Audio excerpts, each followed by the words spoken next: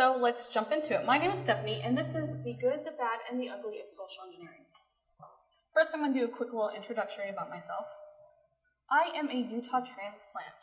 A lot of people wonder what brought us here. Before moving here, we were briefly in DC, and before that in San Diego. My husband and I are both consultants, so we have the ability to pretty much move wherever we want. So we decided to play a game of chance. We narrowed it down to 2 U.S. cities, which was between here, and also a place hotter than hell in Arizona. And we flipped the quarter. We have been here for about a year now, and we really like it. I'm a wife and a mom. I have 2 little boys, so the ER doctors practically know us by name now. And my favorite hobby is special effects makeup. I really hope to one day be able to incorporate this on Etsy Pen Test, where I can actually go in and create disguises, kind of elevate it, something more than just a FedEx uniform. And my kids are my biggest guinea pigs. So that's a little bit about myself. Now about my company. Since winning the Black Badge, I started Snow Offensive Security, which covers all aspects of social engineering. So we do OSINT, phishing, physical security, and I also do security awareness trainings. All right, that's me and my company. Now, what are we going to be speaking about today? I'm going to be going over the good, which is my experience winning the Black Badge, which is one of the more prestigious awards, and it also gives me a lifetime admittance to DEF CON. I'm going to be talking about the bad, which is mistakes employees are making. I'm going to be showing you things that I see when I do my pen test. And the ugly, excuses that I hear why companies aren't actually having dedicated social engineering pen tests. I'm going to wrap it all up and show you some solutions that have helped my clients out and will hopefully help you guys out too. All right, the good. Has anyone here been to DEF CON? Okay, has anyone actually gotten to see the competition, the social engineering capture the flag? Well, yeah. All right, so before I jump into it, I kind of wanted to define what social engineering is, just so we're on the same page. Social engineering at its core is manipulation. It is manipulating people into doing or saying things that may or may not be in their best interests. All right, about the competition. The Social Engineering Capture the Flag, or I'll also refer to it as the SECTF, is held yearly at DEF CON, and what a lot of people don't realize is there's actually 2 phases to it. Before the live calls, there is a information gathering and reporting phase, and then whoever has the highest combined scores of both of the phases is the winner. Last year marked the 5-year anniversary for having the SECTF, and they decided to kind of mix it up a little bit. Instead of it being a solo competition, they made it a tag team. So once you were chosen to compete, you received your target, and then also you received a random teammate. And there were 9 teams competing. 7 of the 9 teams were female-male combinations, and then the other 2 were male-male. About the flags. So the flags were pretty much broken up into 3 categories, which was IT information, vendor information, and employee information. But when I say employee information, we weren't looking for things like their passwords or their social security card numbers. This competition, it targets the company, not its employees, so nobody was getting victimized. And then for scoring, the higher the risk, the higher reward. So something like, what's your schedule like? Maybe only 5 points. But if you can actually get the version of the browser, that's worth 15 points. All right, any guesses what the highest value flag might be? What's something kind of malicious you guys think that we could get someone to do over the phone? No guesses? All right. Password? Well, we weren't victimizing, but that's a good guess. We were actually seeing if we can get someone to go to a specific URL. So on the phone, having them type it in. My teammate and I were able to do that 4 times during our calls. And so phase 1, this is the information gathering phase. We had 4 weeks to collect as many flags as we can find, but we couldn't actually go to our target company in person or call them up. We had to find it all on the line, online, and document it, and for every flag we were able to find, we got half credit. And when I say open source intelligence, the way we gather things, it's information that's available online, it's public. So places like Google and social media, and even the company's own website. This is a graph I actually used in my report. It kind of breaks down the sources of how I found all of my flags. So about 75% was between Google and social media. And when I say social media, I was able to find a lot of information between Instagram and LinkedIn. All right, phase 2. This is actually getting in the soundproof booth at DEF CON, which I have some pictures I'll show you soon. We were given 30 minutes total time to actually make our calls, to gather as much information, as many flags as we could. But one of the rules this year was no call spoofing. So if someone calls you, the first thing you do is you look to see who it is. That was working against us. Most employees know, all right, corporate is this phone number, or at least this area code. But that was already working against us. And then also because it was a tag team, we had to tag out or just transfer the call at least one time during our call. And then every time we were able to transfer the call, we got an additional 10 points. Okay, so 20 minutes before my scheduled time to actually make my calls, I'm texting my partner, trying to get a hold of him, and he finally replies that he is way too hungover to leave his hotel room. I was pissed. So I freaked out. I tried to get my husband to be on my team, but he was already competing, so that wouldn't work. But I didn't want to be disqualified. I had to find someone. So I was asking around, and my husband got on his phone and called one of his friends who was at the competition and said, hey, I need you here right away. So he shows up, and I explained my situation, and he decided to help me out. So we were given a few extra minutes to kind of go over our pretext, our target, and what flags we were going to be going after. So the pretext we use is the background story. It's who we were pretending to be, why we were pretending to call, and then also what flags we were trying to gather. So I already knew I was going to have red flags going off with no call spoofing, so I wanted to try to make it seem as realistic as possible. So I decided we should play stereotypical roles. I being the female, doing more of an administrative type position, and then Steve being the male, more of an IT guy. It kind of fits, I mean, no red flags. And when I was doing my information gathering stage, I was able to find information on each store that we called. So I found the manager's full name. I found the store number, and I also found internal lingo. So we were able to make 5 successful calls in our 30 minutes, gathering us a lot of points. And then here's a picture of us actually in the soundproof booth. If we look scared, it's because we were. It is very intimidating. Not only is it like hot and dark, you can kind of see, you see the reflection, you see all the people sitting on the ground. This competition has become so popular at DEF CON that there's actually a line. Last year there was a line, 45 minutes just to get into the competition. And this is a cool graph that I got from the DEF CON 22 Social Engineering Capture the Flag report, just kind of showing you the total teams, and my team was the Schmooth Operators. And then another graph from the same report. From high to low, it shows you which companies gave out the most information during both phases.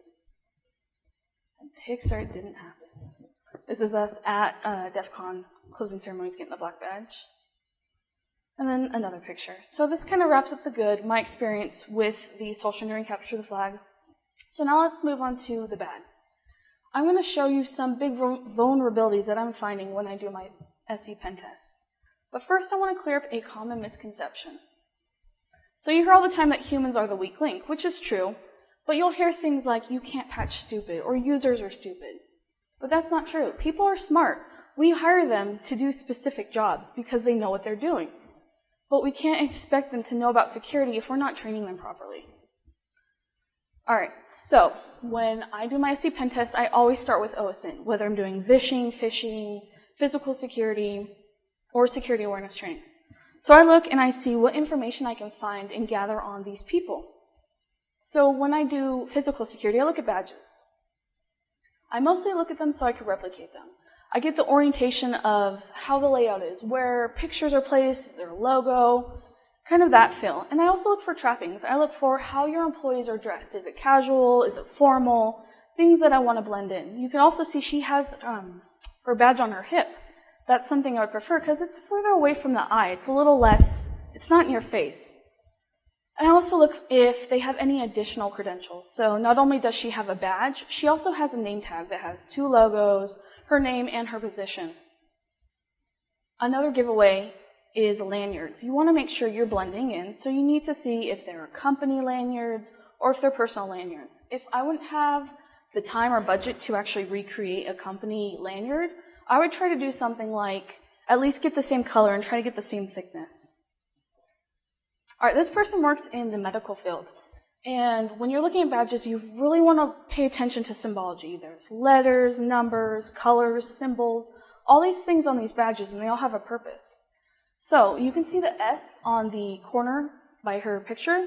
Let's just say that stood for the south wing of the hospital. So if I were to replicate this badge, I wouldn't show up in the north wing of the hospital, or people question me. It could mean she has access to sensitive data, or maybe a secure area. And you can see it has yellow on it. This just could be the standard employee badge, or it could mean that maybe she's a nurse, so it's yellow, or doctors have green. You want to try to find as many badges as possible so you can kind of get the general overview. All right, visitor badges. This is something else I look for. If you're going into a small company, they're going to be able to pick you out if you're trying to pretend to be one of their employees. So this one actually has a lot of stuff going out for a visitor badge. You can see the QR code and the barcode. So you definitely want to scan those to see what kind of information they're putting out before you go try to do your pen test. This one actually has a sponsor's name. If I'm in this position, I like to use someone like the CEO or the CFO as the sponsor because nobody will question you. Nobody will mess with the CEO's guest, and it makes them more likely to comply if I ask them for a favor or question. This badge would not be that hard to duplicate. Again, paying attention to detail, the actual date is on the top, but the expiration date is the next day. I personally would take off the escort required, because I wouldn't want an escort. And then workstation. For whatever reason, people are putting pictures of their workstations on social media sites, which I look for. And all these pictures, by the way, are things that I've found off the internet. They're not my client's pictures. But this picture is actually more of a placeholder. It reminds me of a similar story that I couldn't use the picture for. So my client, they had their company logo set for all the desktop pictures. And you guys know the decal of the bad boy peeing on something? It's normally like a different, like Ford or things like that. So he cropped the picture of the bad boy peeing onto the company logo, and he took a picture just like this and posted it on Twitter. Or no, it's Facebook. So a couple days later, I found this picture. So I spoofed my number and called him from IT. I explained that my boss was pissed, and he's going in and changing settings. So as he's scared, he's more likely to comply. So I say, since you've messed with settings, we need to kind of go over and do a quick audit to make sure you haven't changed anything else crazy. For whatever reason, this person took a picture of their Outlook. I don't even know why. Like, the hashtag was workflow. So what I would do, so what I would do is I would get all the information on here, which is their vendor, what they're ordering. In the bottom, you can see the account number, all this information, and I would call up this employee and spoof myself as the vendor and get as much information as I could out of them. This guy is an actual government contract employee. He thought he was taking a picture of his cool, healthy-ish lunch. It's healthy because it's sugar free, I guess. And what he didn't realize is what he left was his VPN credentials. This was on Facebook, guys. His VPN credentials. Okay, so I also look for vendors. There's a reason why vendors are a whole category in the social engineering capture the flag. And the reason why we look for vendors, like let's say Best Buy was my client. I want to see who's associated with them so I can replicate their uniform. Or I want to see companies who are bragging, like these are all my employees. So not only can you duplicate their uniform, you can use this information for vishing or phishing. My last client, I was able to find 10 of their vendors. So in addition to janitors or pest control like this company, there's also lawyers, food service, vending machine companies, trash companies, even Shred-it. What if I found out someone used Shred-it? I could duplicate their uniform, show up, and think of all the information I can get just from those bins. All right, let's talk about social media. It's kind of like the workstations, different things I'm seeing people post pictures of. A lot of people like to brag on LinkedIn. So not only do you see that he's using Windows XP, he lists 2 different VPN clients.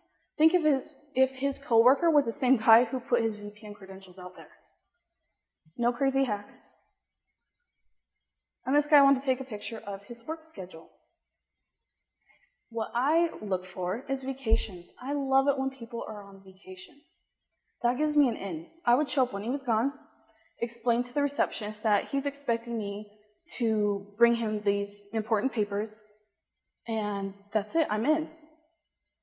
Okay, this is what I call Crazy Cat Lady. She wanted to show off her new magnets, cat butts. And she posted this to Facebook. Right next to cat butts was the SSID name and password. Just in plain sight.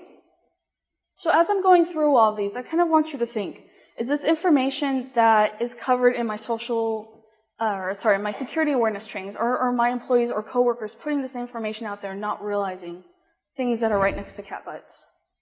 So, as I said before, people aren't stupid, they're not trained well. So this Twitter site likes to point those people out. They retweet pictures that people put up of their credit cards, and this is actually me blocking that, this isn't Twitter.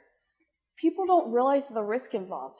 So for this thread, for example, someone said, oh, thanks for the information, I'm going to go shopping now. And the person replied, yeah, haha, you don't have those CCV codes. But that's not true. They don't realize the risk. You can go, there's a number of sites where you don't need the CCV code.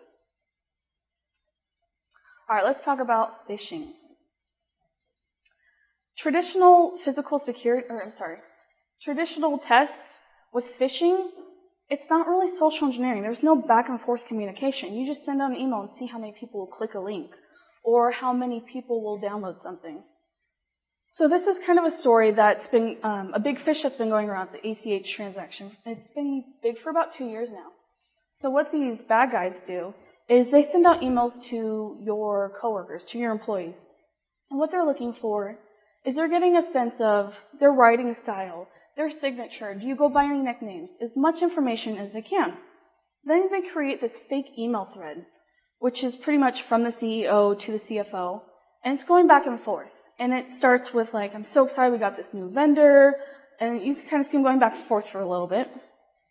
And then one of the last emails would be from the CEO saying, hey, I just talked to these guys, they haven't gotten paid, they're pissed off. What's going on? We need to get this taken care of. So the CFO will actually take this whole thread and email it to someone in accounts payable and say, I need this amount of money to go to this account as soon as possible. And most of the time they do it. So that's a really big fish that's going on right now. That's more of a social engineering one. Okay, vishing, also known as voice phishing, but it's pretty much social engineering over the phone.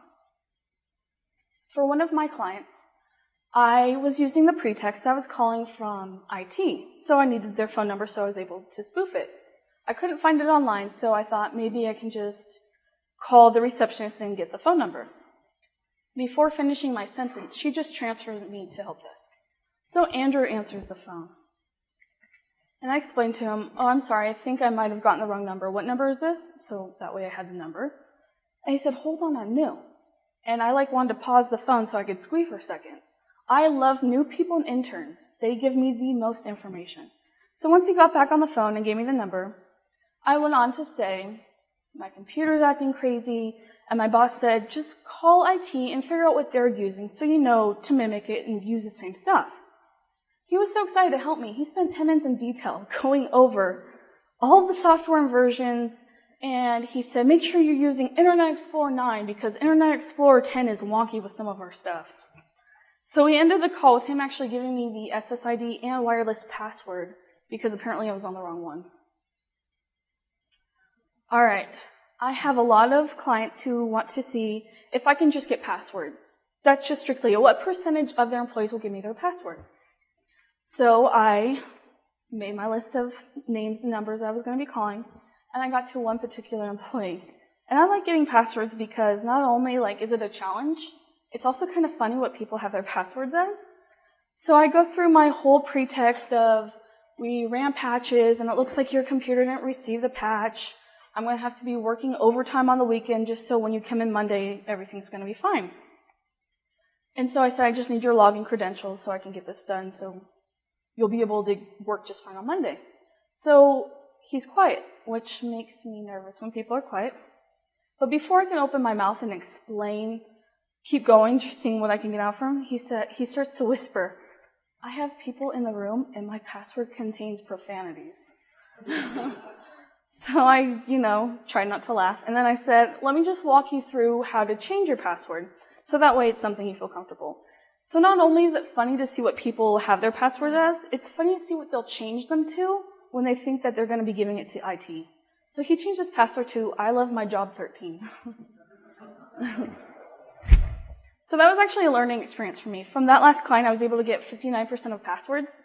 But I realized people aren't comfortable telling you their password. A lot of times they're personal things, or their grandma's names, or maybe they're stupid. It doesn't matter. They're not comfortable. So I changed my pretext up. Well, I used the same one with about the patch, but then I said, "Let me explain to you how to change it." So once I did that on the next client, I was able to get 78% of passwords. All right, physical security. Who here is a Whovian? Oh, come on, more hands. Come on, guys. All right, so for those of you who don't know, this is a psychic paper trick. This is just a blank piece of paper that the doctor carries around with him through time and space, and anytime he gets questioned, he pulls this out. So if someone wants to know who he is, he pulls out and they kind of project who they think he should be. Well, this is my version of that trick. At the time, I didn't realize I was doing it until I was explaining it to a friend, and she's like, "Oh, you just did the psychic paper trick." So for my client, they wanted to see if I could access, get in through tailgating and things like that, but they also wanted to see if I can make it through a secure floor on their building. So I get in through tailgating and whatnot, so I make it to the certain floor. I keep walking, I smile at the guard and keep walking. He says, "Hey, do you need the form?" I was like, "Shit, what form?" So as confident as I could, I have a mom purse. I mean, it's full of crap. It's full of fruit snacks and forms, luckily. So I pulled it out, and the first thing I saw was kindergarten registration forms. So I just folded it up, put it, and I was talking to him, making small talk, and I just kind of, "Yeah, it's right here." He did so you can kind of see a couple fields, and I was on my way. So that's my psychic paper trick. Tailgating. So social engineers like to play to human nature. I know if I'm coming at you with a box of something, you're probably going to hold the door open for me. But I know if I'm coming at you with a box of donuts, you'll probably ask me for one as you're holding the door open. So I have to make sure there's actually donuts in the box. But if I were to give someone one, they're more likely to help me out later with a favor. I wish it was this easy sometimes. Sometimes tailgating and picking locks doesn't work. So I kind of created my own version of this. Does anything look weird with this picture other than the missing core? What about now? So this is how I added a UV marker and a black light to my kit. So when nobody's around, I just take the marker and make this straight down. Give it a couple, I just wait till a couple people come in and out. And then I take my flashlight and I see which ones have been marked off. I go back to my car and I make a list of possible choices it could be. So that's kind of my version of finding those. All right, let's talk about the ugly. These are excuses that I'm hearing companies make why they don't have dedicated social engineering pen tests. They are because it works, we have a yearly security awareness training in place, or because it's too expensive. And this is my response. They don't make sense at all. So let's break it down. Because it works. So you're telling me because social engineering works, you're not going to train against it? Or don't you want to know how it works so you can train your employees things to look out for? Or we have a yearly security awareness training already. Security awareness trainings suck. They are so bad. I'm going to get into that in a little bit. But you're spending all of this money on a mandatory security awareness training. It's just a check in a box. And then that brings up the next point of spending money. So some companies are really expensive, that's true. But how much did you pay for your security guards, for your cameras, for special locks? Add all that up. How much did you spend on it? Don't you want to validate it? Shouldn't you test it to see if there's any vulnerabilities? Also, to get the most out of your money, I think you should do a hybrid approach, which is not only having your external yearly test, but constantly be doing internal tests. And solutions. These are things that have helped some of my clients in the past. So, to protect all of your technology, you have IDS, firewalls, and the list goes on and on. But what about people? You can't super glue a firewall to a person's head. unfortunately. So what about people? How do we protect people? How do you patch a person? Let's take it from nature. How do we prevent disease? We vaccinate. We slowly introduce the disease to the person's body to build immunity. And this guy right here is Edward Jenner. He created the first vaccine in the late 1700s. I'm not saying find some H1 cyber one and inject all of your employees. I'm saying constantly be doing things to keep them security-minded. Constantly be testing them. It's not just a once-a-year thing. So with testing, have teachable moments. This in itself will create such a lasting memory with them. It's a mini training. So after I gather a password, I explain to someone, hey, I'm a good guy. I could have easily been a bad guy. This is what you did wrong, and this is what you should have did. And then when you test social engineering, make sure you're testing all aspects. You can't just test phishing. What if the bad guys are getting in through physical security? You need to see where your vulnerabilities are. Okay, and then your security awareness training sucks. It's bad. It's distracting. It's not engaging. Everyone here has to take it. It's mandatory. So just think about the last time you took it. You're sitting at your desk, your email's going off, your boss is calling, your wife is texting you to bring home diapers.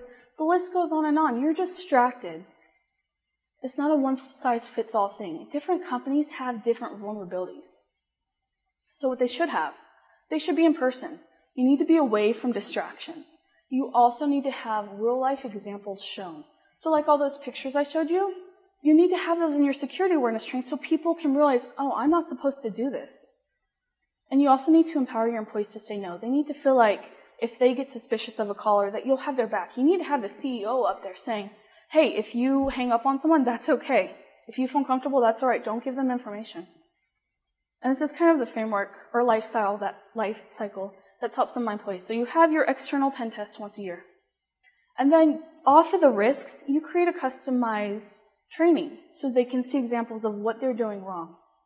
But also internally, you need to be testing.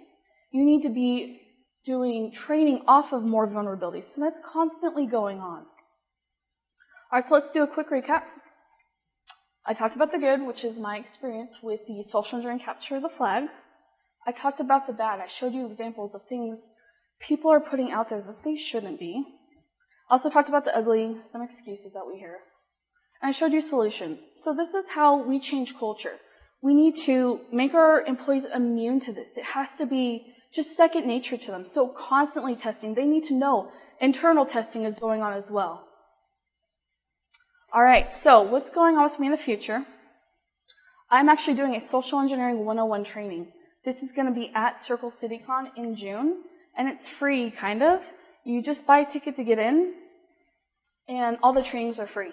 So it's just a 4-hour course, and I'm going to be going on over information gathering. So I'm going to show you how I found those pictures, pretext building, elicitation techniques, so getting people to say yes or give you information, and how to read body language. I'm also developing a physical security tool. Like I said before, sometimes lockpicking or tailgating won't work, so this will help with that. I don't want to get into it too much because it's still being developed. And I'm also working on a research project. This is a foot in the door technique. This is a part of reciprocation. So how I use this in social engineering is I'll show up to your receptionist and I'll explain how I'm lost and ask if she can give me directions to maybe another company that's close by. So it's like a small request. I'm kind of asking for directions. And then I'll maybe ask for another small request, and that leads to a big request, which would be, hey, I have this interview. I'm running late. Do you mind printing off my resume? Here's my USB. Rubber ducky. So that's how the foot in the door technique would work. Sorry, guys, I talked really fast. Thank you guys for coming and listening. If you guys have any questions, I'll be hanging around. Thank you so much.